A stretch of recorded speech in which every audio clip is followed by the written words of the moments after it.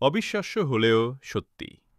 একসময় কোটি টাকার স্বপ্ন দেখানো সেই সুপার 5 ব্রাহ্মা জাতের ৫টি গরুর পরিণতি হল অবাক করা এক ঘটনার মাধ্যমে। দুদক কর্তৃক জব্দকৃত সাদিক অ্যাগ্রোর সুপার 5 ব্রাহ্মা জাতের ৫টি গরু বাংলাদেশ গো প্রজনন কেন্দ্র থেকে নিলামের মাধ্যমে সংগ্রহ করেন খলিল গোস্ত বিতানের মালিক খলিল ভাই। গত ২৬ সেপ্টেম্বর ২০২৫ শুক্রবার সকাল ৭টায় ম্যাজিস্ট্রেটের উপস্থিতিতেই গরুগুলো জবাই করা হয়। এরপর কেজি প্রতি ১,১৫০ টাকা দরে বিক্রি করা হয় মাংস। প্রতি ক্রেতা সর্বোচ্চ ৫ কেজি করে মাংস কিনতে পেরেছেন। যেখানে একসময় কোটি টাকার দাম ধরা হয়েছিল, সেই গরুর যাত্রা শেষ হল সাধারণ মানুষের কেজি হিসেবে ভাগাভাগির মধ্য দিয়ে।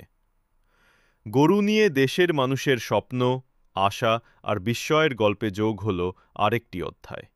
শুরুটা হয়েছিল সাদিক অ্যাগ্রোর মালিক ইমরান হোসাইন সাহেবের হাত ধরে, আর শেষটা ঘটল একেবারেই ভয়ঙ্করভাবে খলিল ভাইয়ের কসাইখানা থেকে।